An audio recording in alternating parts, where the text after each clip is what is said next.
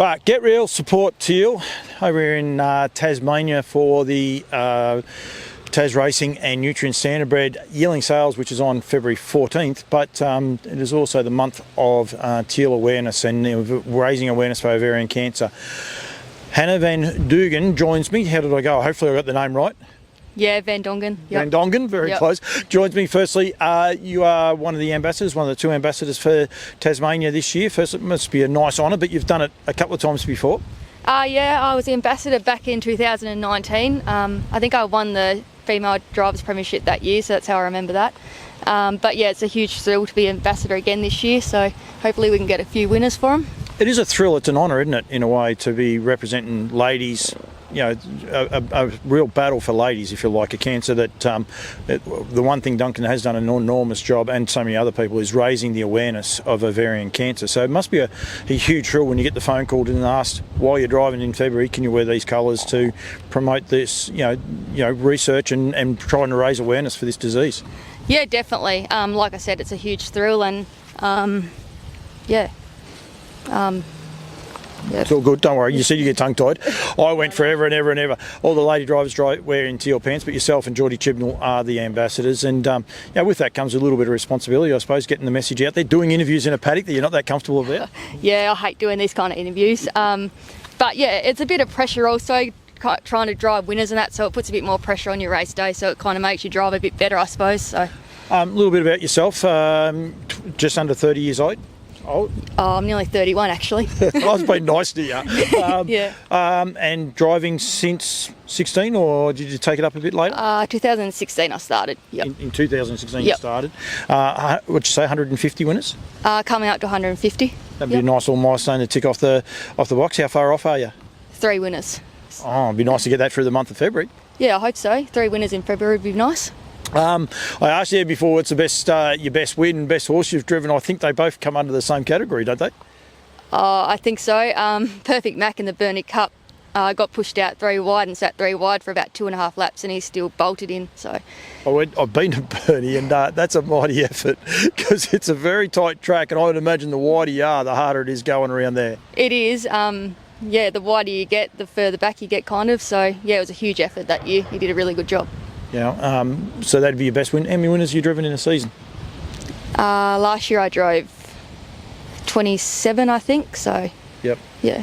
Unfortunately, Geordie's come across and she finished second in the Drivers' Premiership last year, so that was very unsportsmanlike from the ladies' point of view, wasn't it? It was, yeah, it was. But no, she drives really good, so she deserves everything she gets. So yeah, I just want to get the ambassador. I've got to say well done to Tas Racing as well, because every time you got ladies drive a winner for the month of February, $200 is donated, but also the trainers. So, Tammy Langley and Tarn Ford, if they combine, there's $400 jump into the coffers, which is a huge commitment from Tas Racing, isn't it?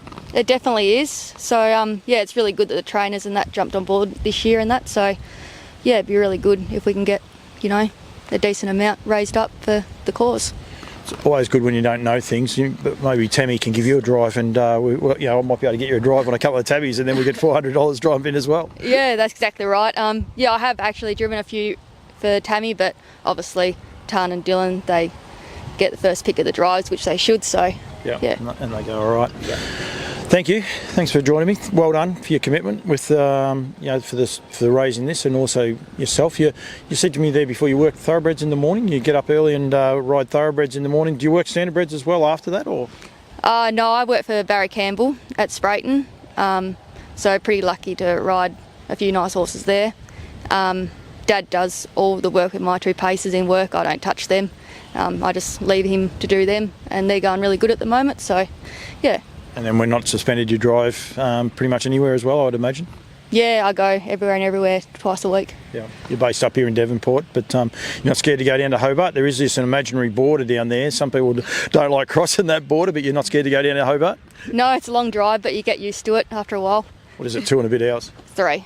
Oh, that's not too bad. That is a long trip. Yeah. Sometimes people say about these long trips, and I'm like, they're not even that long. You're right about this horse. He is a pest, isn't he? He just needs to know what everyone's doing. And officially, these guys just retired. One's not a retired thoroughbred, but the other bloke, retired thoroughbred. That just a bit of pleasure horses. No, he's a standardbred. This bloke. We got a close up. We got a close up of his nose as well. Anyone watches my stuff, I don't edit it too, so people will be able to see that. Yeah, come here. He's very, very friendly. But these are just your pleasure. You'll get out on these and just get away from the hustle and bustle from time to time. Yeah, he's a retired pacer. He's 17 now, so he's done everything. So, and the other one's a warm blood and very annoying.